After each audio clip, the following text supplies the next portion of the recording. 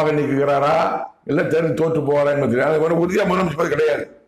தேர்தலுக்கு முன்பாக நிற்கலாம் இல்ல தேர்தல முக ஸ்டாலின் ஜெயிக்க மாட்டான் உறுதியா கூறிய கடவுள் வார்த்தை நிச்சயமா நிறைவேறும்.